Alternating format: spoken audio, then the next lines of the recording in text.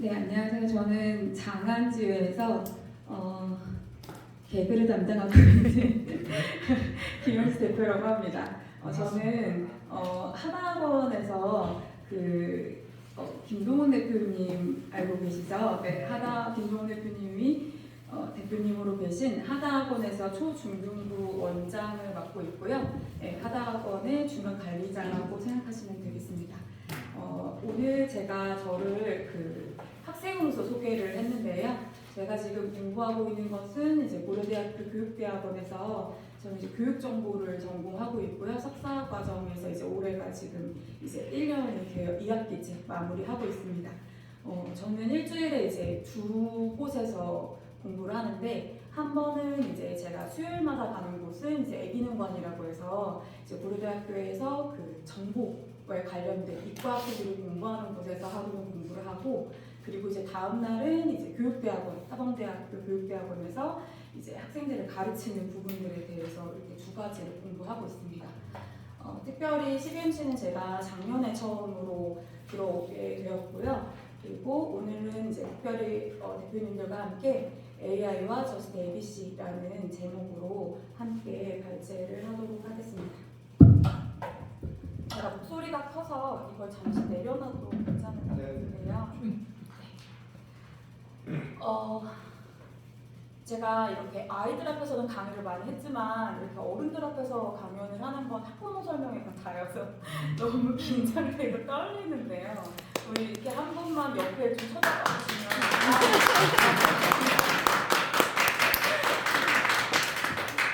네, 너무 저를 이렇게 경직된 표정으로 보시면 제가 20살 때 못 모르고 끌려갔던 꼭 위문 공연 같은 느낌이 들어가지고 갑자기 순간 얼어붙었는데요. 자, 일단 먼저 발제 말씀을 먼저 살펴보도록 하겠습니다. 발제 말씀은 야고보서 1장 17절 말씀이신데요. 같이 한번 읽어볼까요? 시작! 온갖 좋은 은사와 온전한 선물이 다 위로부터 빛들의 아버지께로 거하기를 그는 바람을 없으시고 회전하는 그림자도 없으시니라. 네, 제가 여기서 이 회전하는 그림자도 없으시니라라는 말이 너무 재밌어서 이게 무슨 말일까라고 생각해 봤는데요. 보시면 회전하는 그림자도 없으시니라는 말은 당시의 천문학적인 이해가 필요해요. 그 당시에는 이제 고대 사람들은 해와 달 이런 천체들이 지구 주위를 이렇게 회전한다고 그렇게 천동설이죠. 네, 그런데 그 당시에는 그래서 해시계를 사용을 했는데, 이때 시간을 이용해서 해시계를 사용해서 시간을 측정을 했는데, 이게 천체의 움직임에 따라서 그림자가 계속 달라지기 때문에 이 그림자라는 것들, 그리고 이 그림자의 변화는 시간하고 그리고 변화를 상징한다고 합니다. 그래서 여기서는 그림자도 없으시니라 라는 말이 어떠한 의미인지를 살펴보면요, 결론은 하나님은 시간도 공간도 제약을 받지 않으시는 그런 영원 불변하신 존재다라는 말씀입니다. 그래서 우리 한번 집에 계신 사모님께 내가 당신을 사랑한다, 변함이 없다, 이런 거를 우리 자꾸 막 검은 머리가 팥불이 된다 이런 말 하지 말고 우리 좀 근사하게 한번 연습해볼까요? 뭐라고 하면 될까요? 회전하는 그림자도 네, 나는 어떤 사람이야? 회전하는 그림자도 없는 사람이야 라는 변함이 없다, 나는 한결같다 라는 뜻으로 그렇게 사용하면 되겠습니다. 아멘. 네, 그래서 보시면 이 그림자하고 또 다시 한번 대조되는 키워드가 있는데요. 바로 빛입니다. 빛은 보시면 그림자와 대조되는 거죠. 그래서 그림자가 방금 해시계를 통해서 말씀을 드렸듯이 시간과 변화를 상징한다면, 하나님은 그림자조차도 없으시고, 그리고 빛 정도가 아니라 빛들의 뭐라고 표현이 되어 있죠? 아버지라고 말씀하셨죠. 빛들의 아버지. 그래서 빛들의 아버지로서 하나님을 묘사하고 있습니다. 따라서 첫 번째는 하나님은 시간과 공간의 제약을 받지 않으시는 영원 불변하신 존재로서 하나님을 설명하고 있고, 두 번째는 AI라는 기술을 포함한 모든 기술은 이 기술의 소유주는 하나님이시라는 거예요. 하나님께로부터 왔다라는 부분, 이 두 가지를 말씀을 하고 있습니다. 오늘 저는 이 발제를 기업 환경이 AI 기술이 주도하는 변화의 물결 속에 있는 상황 속에서 저스트 ABC 경영 원칙을 AI 기술과 접목함으로써 경영자들이 AI를 올바르게 활용해서 기업을 성장시키고 그리고 모든 구성원에게 유익을 나누며 청지기로서 책임을 다하는 경영을 실천하도록 돕는 것, 이것이 바로 오늘 발표의 목적입니다. 저는 오늘 원래는 이렇게 세 가지를 준비를 했었는데요. 제가 이 PPT를 준비하다 보니까 거의 100장이 다 돼가더라고요. 그래서 제가 사실은 AI를 활용하는 방안에 대한 부분만으로도 사실은 제가 오늘 주어진 시간이 한 20분으로 알고 있어서 저는 시간을 잘 지켜야 된다고 생각하기 때문에 오늘은 첫 번째 위주로 설명을 드릴 거고요. 정말 그 어떻게 나의 생산성을 늘릴 수 있는지 그런 오피스 꿀팁이나 그런 관련된 부분들은 장안주회를 오시면 설명드리도록 하겠습니다. 네, 오늘은 그래서 저스트 ABC와 관련된 부분과 발제 질문으로 그렇게 진행을 하도록 하겠습니다. 자, 제일 먼저 사고라는 부분인데요. 생각을 의미합니다. 생각. 이런 사고는요, 우리는 지금까지 하나님, 생각은 하나님과 그리고 유일하게 하나님이 만드신 인간, 우리 둘만, 하나님과 인간만 가능하다라고 생각을 했었는데요. 자, 여기 보시면 요즘에 혹시 그 31만 원인 것 같던데요. 그 GPT-4 모두 한번 써보신 대표님 계실까요? 계시군요. 어떠셨어요? 그 옛날에 GPT-4, 5하고 좀 어떤 느낌이셨나요? 어떠셨어요? 돈만 내셨나봐. 돈만 낸다. 돈만 내고 안 쓰셨나봐. 저는 사실은 이렇게 레포트나 그런 논문들을 써줄 일이 많기 때문에 정말 미세하게 한 3명의 선생님이 있다고 생각하고 전부 다 질문을 던져놓거든요. 그리고 이제 한글을 띄워놓고 답변을 먼저 적은 다음에 여기서 이제 얘기한 좋은 키워드를 배선해가면서 그렇게 사실 시간이 줄어든다는 느낌은 안 드는데요. 그런데 GPT-4를 제가 퍼플렉시티라는 그런 AI를 또 같이 사용하고 있는데 퍼플렉시티는 어떤 느낌이냐면 뭐가 이렇게 아주 깊이 있는 건 아니지만 굉장히 빠르게 내 말을 찰떡같이 알아듣는 그런 존재로 저는 느껴졌고요. GPT-4는 뭔가 코딩 기술이 좀 있고 프롬프트를 좀 다룰 줄 아시는 분들이 해야지 아주 좋은 답변을 얻을 수 있겠구나라는 느낌이 있었거든요. 특별히 GPT-4 같은 경우는 아주 그런데 창의적인 생각들이라든지 그런 아이디어를 좀 잘 구현을 해줍니다. 그래서 이런 GPT들마다 각자 이게 다른데 사실은 저도 조금 놀라운 부분이 이 GPT 프로 같은 경우는요, 이번에 나온 30만 원짜리 그 모델은 바로 추론을 한다는 능력입니다. 즉 사고한다는 거죠. 퍼플렉시티 같은 경우가 인터넷이나 웹 기반에 여러 가지 정보들이 있는 그 정보들을 기반으로 조합을 해서 그렇게 우리에게 답변을 해준다면 GPT 프로 같은 경우는 얘가 생각을 합니다. 그래서 좀 시간이 걸려요. 네, 그래서 얘가 마치 사고를 한 다음에 정말 답변을 주는데 제가 보통은 되게 여러 가지들을 질문을 받고 그걸 고쳤다고 말씀을 드렸잖아요. GPT-4 프로가 준 답은 고치기가 싫습니다. 네, 굉장히 고급스러워요. 네, 정말 정교한 사고의 과정을 거쳐서 얻은 답변과 같은 느낌이어서 제가 대표님께 모두가 사용하긴 그렇고 집안에 하나 있었으면 좋겠다. 집안에 하나가 있어서 뭔가 굵직굵직한 부분들이 있을 때 좀 가족들이 같이 쓸 수 있었으면 좋겠다라고 생각하는데 저희 대표님이 비싸다고 그게 반대하시더라고요.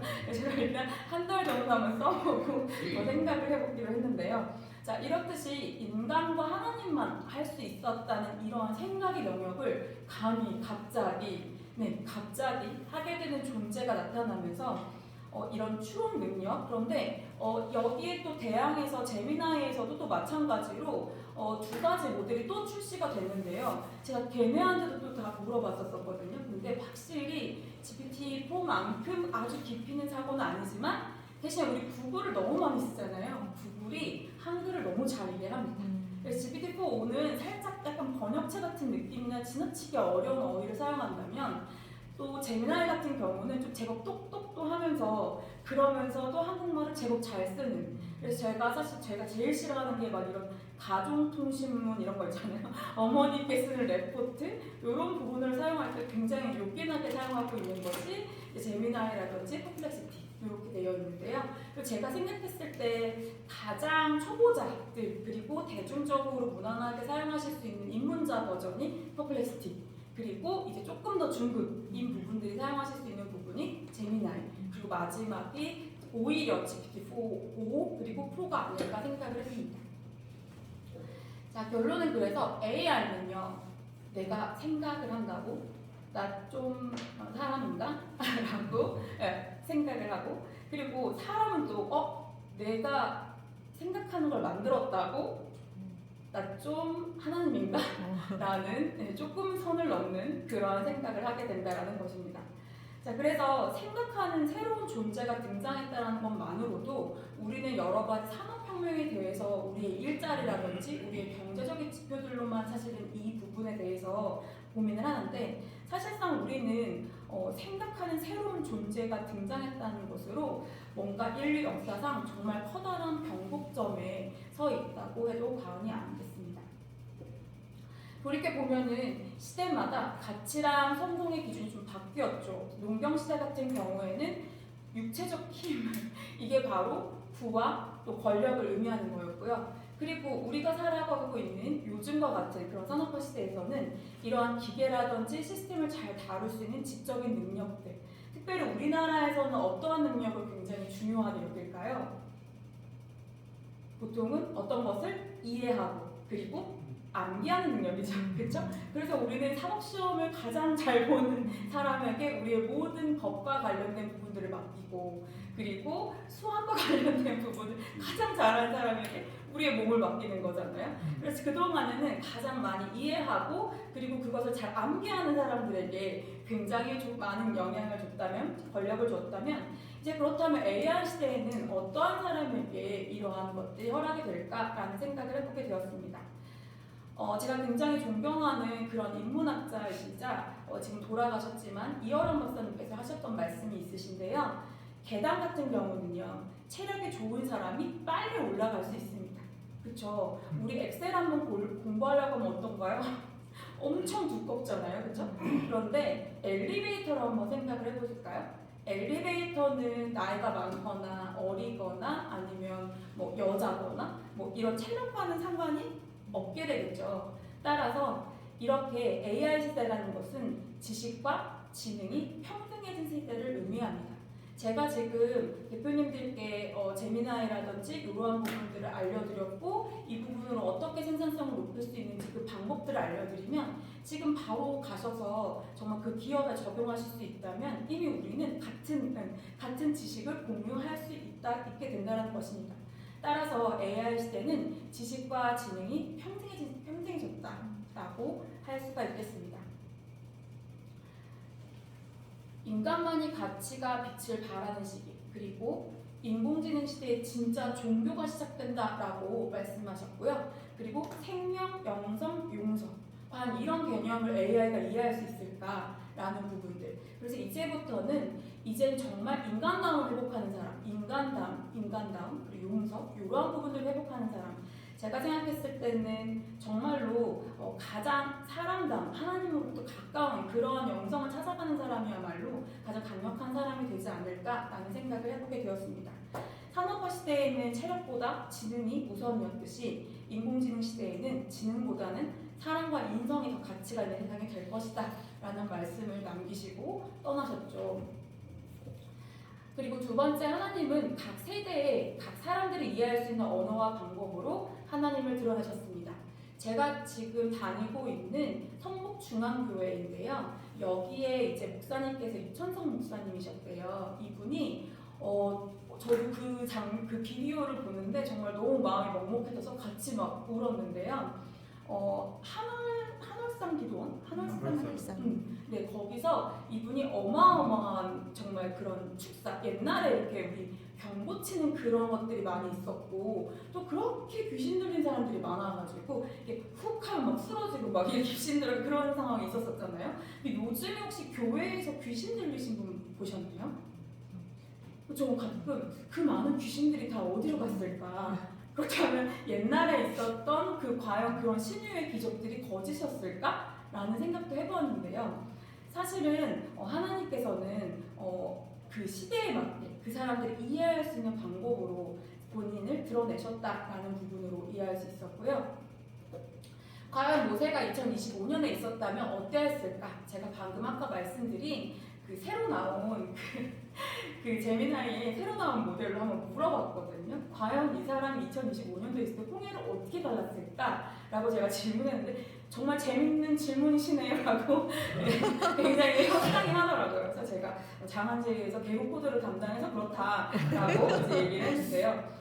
보시면 이제 이집트는 최첨단 AI 감시 시스템 호루스의 눈을 가지고 이제 AI를 그 모세를 감시하고 있었을 거고요. 그리고 파라오 왕은 위성과 드론과 생체인식 기술로 이스라엘 백성을 감시하고 모세는 드디어 AI와 해킹 기술을 활용한 탈출 계획을 세웁니다. 그리고 모세의 조력자 AI 비서 야훼, 우리에게 시리 가리듯이 얘한테는 야훼가 있는 거고요. 그래서 얘는 교란을 하고 최적 탈출 경로를 제공해서 이스라엘 백성을 은밀하게 이동을 시킨다고 합니다.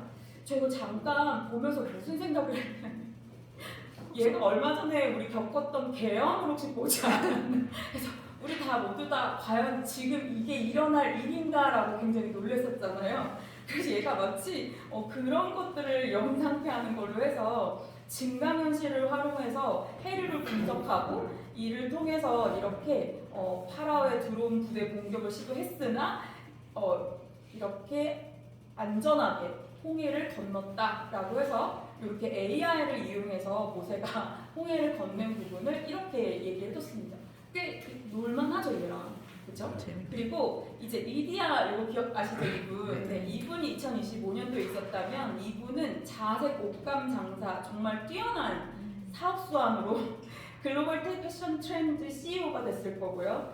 그리고 마테 아시나요? 네, 마테 이분은 셀이에요. 뛰어난 수리력과 대단 능력으로 핀테크 기업의 CFO가 됐고, 그리고 누가 이분은 의사가 되셔서 의학연구원이나 AI 기반으로 의료 진단 시스템 개발자가 되었을 거고요. 그리고 이분이 제일 느꼈어요. 브리스 글라는 혁신적인 제품 개발로 해가지고 그 팀워크랑 사업 운영 능력으로 아웃도어 용품의 스타트 공동 창업자가 되지 않았을까라고 했고요. 자, 마지막 요셉이 2025년을 살았다면 AI 예측 시스템을 알고리즘을 이용해서 공부를 효율적으로 관리하고 배분하는 최고인 경영인이 되었을 것입니다. 라고 대답을 해주었습니다. 이와 같이 하나님은 각 시대에 맞는 도구와 방법을 활용해서 각 시대의 언어와 그리고 기술을 통해서 일을 하십니다. AI는 하나님께서 우리에게 주신 도구입니다. 자, 그렇다면 우리가 모든 것들이 단 한 개도 이렇게 우연히 없듯이 우리가 하필 그 수많은 세월 중에 지금 이 순간 우리가 태어났잖아요. 그리고 살아가고 있잖아요. 인류는 가장 큰 변곡점 앞에 서 있다고 하는데 하나님께서 바로 이러한 시기에 우리를 이 땅에 보내셨죠. 그래서 우리가 할 일이 무엇일까라는 부분들을 생각해 보게 되었습니다. AI는 많은 오해를 받았습니다. AI가 악한 기술이다. 666 이러면서 공포론과 종말적 공포를 조정했고, 그리고 AI는 무섭다.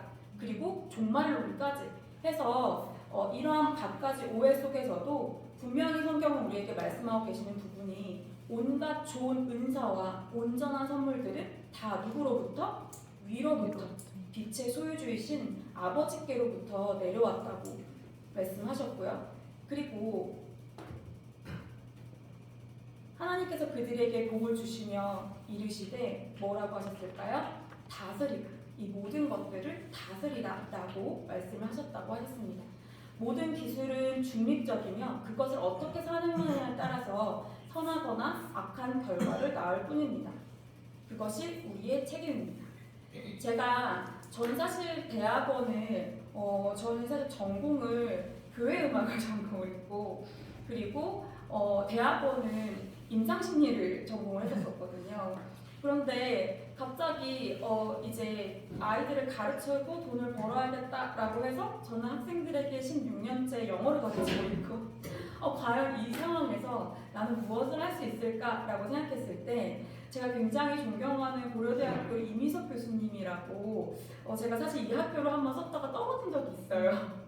그래서 너무 저한테는 상처인 학교였었는데 이분이 하신 그 만방국제중학교라고 그 파인애플 공부법이라는 책을 쓰신 최하진 박사님이 아이들을 이제 이렇게 양육하고 계신 그런 학교에서 이제 설명을 하시는데 정말 딱 한 가지 구절을 듣고 제가 너무 마음이 타올라서 바로 학업 계획서를 쓰고 그리고 이제 대학원에 진학을 하게 되었는데요.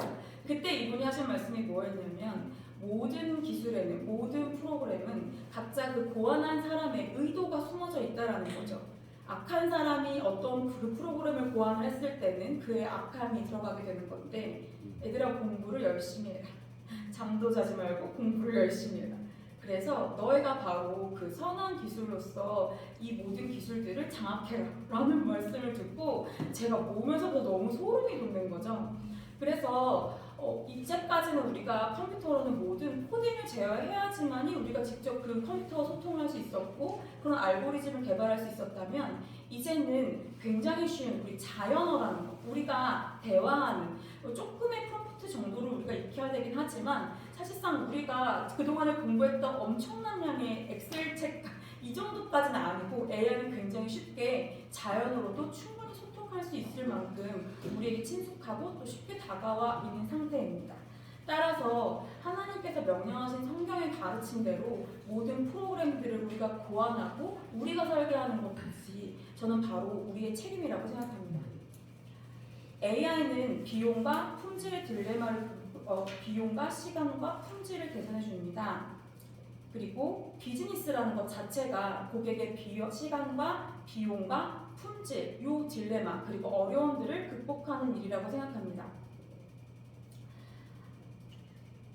컨베이어 벨트라든지 지게차, 산업 로봇이 생산성을 혁신했고 그리고 컴퓨터, 엑셀, ERP, 웹브라우저 이런 것들이 사물을 혁신했듯이 이제는 AI 챗봇이 작업 시간을 감소시키기도 하고요. 그리고 AI가 인터벌을 감소시키고 그리고 우리가 쿠팡의 가장 특징적인 부분이죠. 리드타임, 전체 고객에게 배송되는 시간까지를 단축시켜서 요 리드타임을 단축하는 것, 요 세 가지가 바로 AI를 공부해야 할 이유라고 생각합니다. 기업의 책임자는 업무 프로세스 기반에 대해서 AI를 도입해서 시간과 비용과 품질에서 개선이나 혁신을 이루어야 합니다. 제가 어제 요즘에 레포트가 너무 과해서 한 이틀, 3일을 정말 계속 시험만 보고 레포트를 하고 있었는데 제가 사실은 어떤 영어 프로그램을 하나 발견을 했어요. 제가 이거를 한 달 전부터 알게 되었고 저는 이것을 굉장히 좋다, 와 대박, 이걸 어떻게 지금 나왔지? 싶은 프로그램이 있어서 제가 저희 직원들에게 한번 이것들을 교육을 시켜줬고 일주일 동안 한번 살펴보고 와라. 그리고 각 부서별로 각각의 활용 방안을 내놓아 봐라 라고 얘기를 하였습니다. 제가 시험을 보느라고 현장에 있지는 않았는데 그리고 나서 저희 직원들이 어떠한 반응을 보였는지 대답을 듣고는 정말 너무너무 분노하였고 화가 나고 굉장히 마음이 상했습니다. 대표님들께서 지금부터 이 기업에다가 이제 AI를 도입하는, AI를 활용하는 어떤 기술을 도입하겠다고 한번 직원들에게 얘기를 해본다고 생각해 볼게요. 과연 직원들이 좋아할까요? 직원들은 생산성을 높여주고 그리고 뭔가 시간을 감축시켜준 이 AI라는 기술을 배우는 것을 과연 좋아할까요? 그렇다면 우리가 대표님들께서 배우지 않으시고 제가 만약에 직원이라면 대표님이 뭔가 AI에 대해서 알고 있다 라는 말을 하는 순간 저는 굉장히 겁이 날 것 같고요. 그런데 대표님이 AI를 모른다 그러면 정말 그만큼 신나는 일이 없을 겁니다. 안 돼요, 안 돼요. 이거 절대 안 돼요. 제가 제일 싫어하는 것 중에 하나가 대안이죠. 무언가를 반대하려면 그럼 그것을 그 문제를 해결할 만한 대안을 내세우고 그리고 반대를 해야 되는데 무조건 안 된다는 겁니다. 이건 이래서 안 되고 저건 저래서 안 되고. 제가 그 얘기를 듣고 너무 기가 막혀서 내가 만약에 이 프로그램을 몰라서 물어봤던 게 아니었거든요. 몰라서 직원들에게 도움을 얻고자 물어봤던 게 아니라 저는 이 프로그램에 대해서 얘네가 어떻게 말을 하는지 그 답을 듣고 싶어서 어떤 반응을 얻는지 그 답을 듣고 싶어서 물어봤던 건데 대답이 너무너무 실망스러웠습니다. 따라서 대표님들께서 AI를 공부하셔야 되는 이유는 이러한 부분들 때문입니다. 우리 모든 것들에 대한 키는 우리에게 있고 우리가 설계해야 되고 우리가 이런 모든 전반적인 프로세스에 대해서 개선이나 혁신을 이루어야 하기 때문입니다. 저스트 ABC에 관련된 부분들에서 저는 첫 번째로는 창조 영역과 두 번째는 책임 그리고 세 번째는 배려 이 세 가지 영역 부분이 해당된다라고 생각을 했습니다. AI를 활용해서 업무 효율성 또는 직원의 생산성을 증대시킨 경험이 있다면 한 가지씩 발표해 봅시다. 두 번째는 급변하는 AI 기술 환경 속에서 우리 기업의 비즈니스 운영과 관련하여 가장 크게 우려되는 점이 무엇인가요? 라는 두 가지 부분을 두고 오늘 토의를 시작하도록 하겠습니다. 감사합니다.